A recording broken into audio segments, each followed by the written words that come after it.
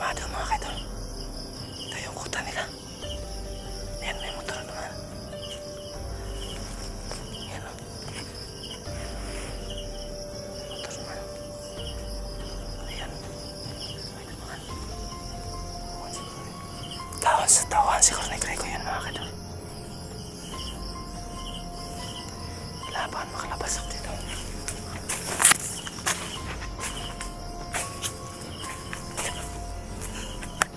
Yan mga kaidol. Hindi ako lalapit kasi maraming tao dyan.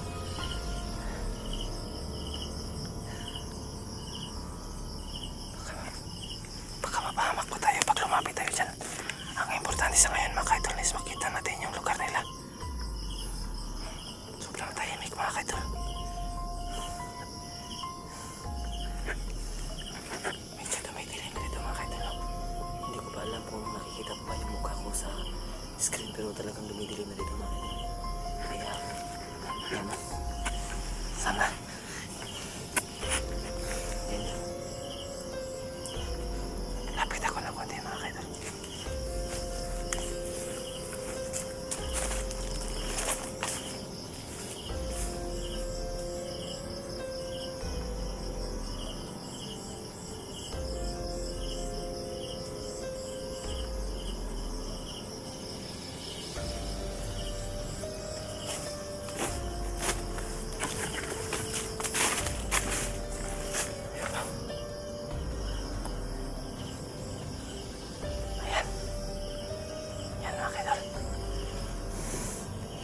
Masyadong tahimik yung bahay mga kaidol. Hindi pa kumpirmado talaga, pero malaki yung bahay kasi maraming pera ang mga bandido dahil marami silang koneksyon sa mga may pera sa baba. Kaya yan, malaki yung bahay mga kaidol.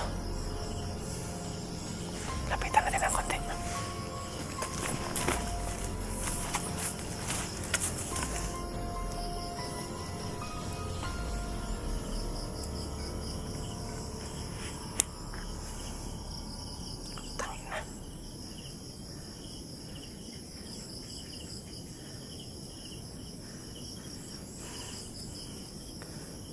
Yan mga kaidol, lalabas na ako dito mga kaidol.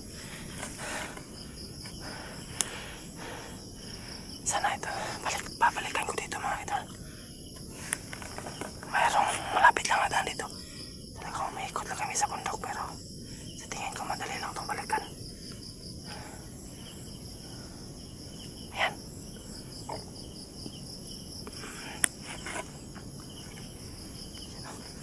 Yan.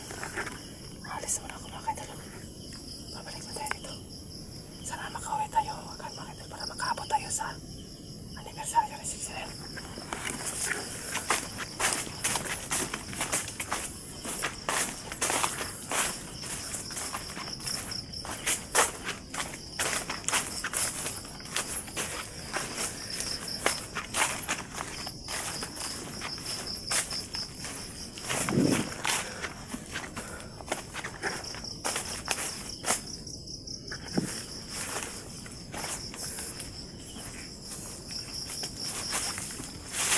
Yan mga kaidol, kukontinue ko na lang yung video mga kaidol ha. Kasi papatayin ko muna kasi wala nang ilaw. Hindi kasi ma-open yung ilaw pag wala yung pag-upo, kasi wala kasi sa screen to mga kaidol. Yan, may motor na naman dumating. Yan, talagang ang dami nila sa lugar na dyan mga kaidol. Siguro ito na yung lugar na tinatawag na kuta nila. Yan o, yan dyan nang galing ang tunog o. Ingay pa ng motor, ang ingay ng motor mga kaidol. Ayun o. Oh.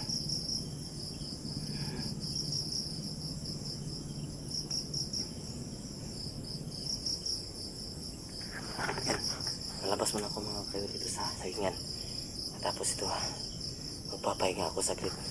Ayan, may motor parating o. Ayan, may ilaw. Dami nagsunod-sunod yung mga motor mga kaidol. Ang daming sunod. Yan, papatayin ko muna yung video mga kaidol. Lalabas muna ako dito mga kaidol. Papahinga ako saglit dun sa yung may pinatay akong dalawa. Doon ako magpapahinga mga kaidol kasi doon yung pinaka-safe na lugar. Hindi na ako makakain. anuhin ko na lang mga idol, anuhin ko na lang talaga na kahit gutom na gutom tayo ano na lang natin para balik lang tayo dito, no? Pahinga ako saglit doon mga kaibigan para mag-ito na tapos lalabas na ako bukas para anong tawag doon si 69 na makasama ako sa celebration ng 69 yan. Paalam mo na mga kaibigan.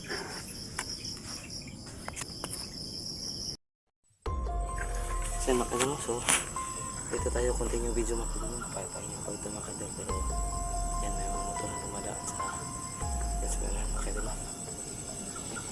Dito ako magpapahinga mga kaibigan kasi hindi naman sila ito nakikita dito, lalo na dito yung sitwasyon, no? Yan o, may kakaibang boses bro, no? Maraming tao sa palibot na kailangan natin mag-ingat dito mga kaibigan. So ibaba ko lang ng konti yung ilaw. Yan yan yan mga kaibigan. Kaya natin ang sakit mga kaibigan. Kamera para ano ba.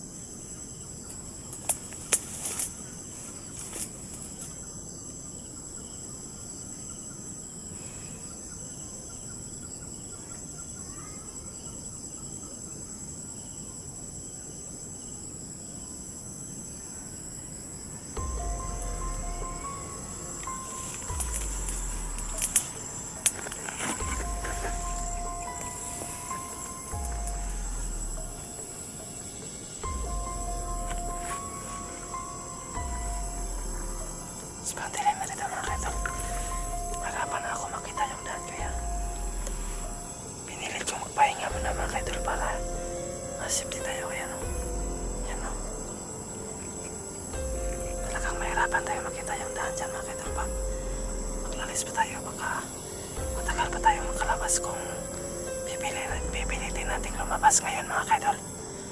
Kaya yan, hindi ko itataas yung cellphone ko mga kaidol kasi makikita yung ilaw. So dito lang sa baba to kasi medyo mayabong naman yung mga damo dito. So yung ilaw dito sa baba lang siya. Yan o, sa baba lang siya mga kaidol. Hindi na yan naabot sa taas. Kaya ayan o, tingnan o. Yan, may mga tao na nag-uusap doon sa unahan. Hindi ko alam kung may bahay pa dyan o mga bandido ba yan mga kaidol. Totoo lang hindi ko talaga alam. Mahirap kapag lumapit ako mga kaidol kasi baka makakalaban yan. So tiis-tiis muna tayo mga kaidol, no? Sana talaga. Siguro bukas mga alas 4 pa lang na umaga kasi pwede na tayo umalis sa kanyang oras. Bukas alis ako agad mga kaidol para mas maaga tayong makauwi doon sa tahanan natin mga kaidol. Wala na naman akong uwihan sa bahay, so dito na ako. Doon na ako uwi sa bahay ng asawa ko mga kaidol, no? Isasama ko yun kapag mag-abot pa kami sa selebrasyon ng Team 69 mga kaidol. Isasama ko yun para maging masaya din yun kahit saglit. Yan, marami tayong naririnig ko. Ayan. Marami tayong kakaibang mga naririnig dito mga kaidol. Pero yan o.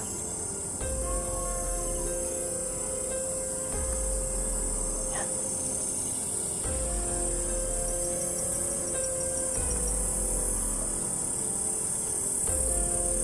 Yan mga kaidol.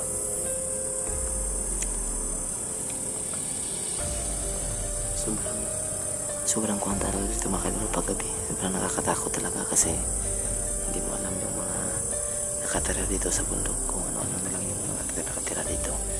So hindi mo talaga akalain kung ano-ano na lang yung maririnig mo.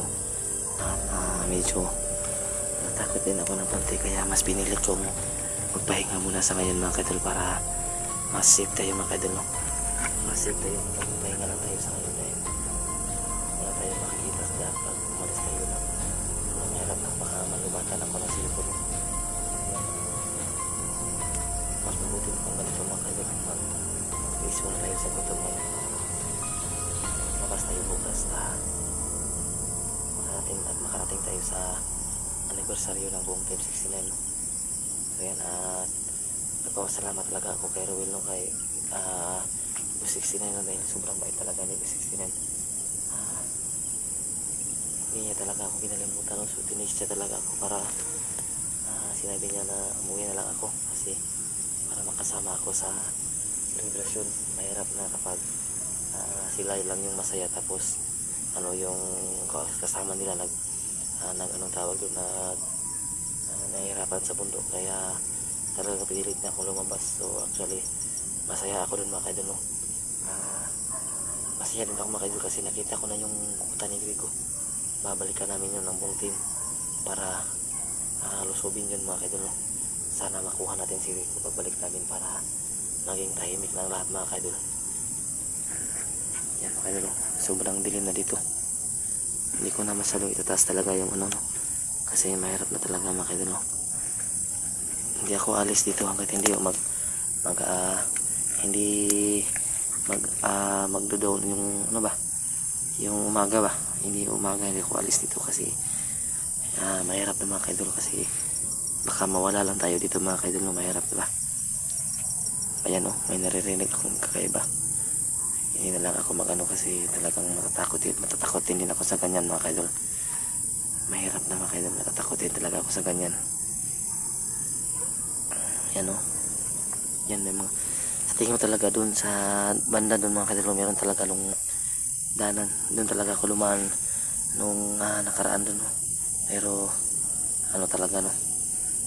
Siguro bukas mga kaidol, no? Talagang aalis na ako dito. Ayan o, may mga motor pa na dumadaan doon, no?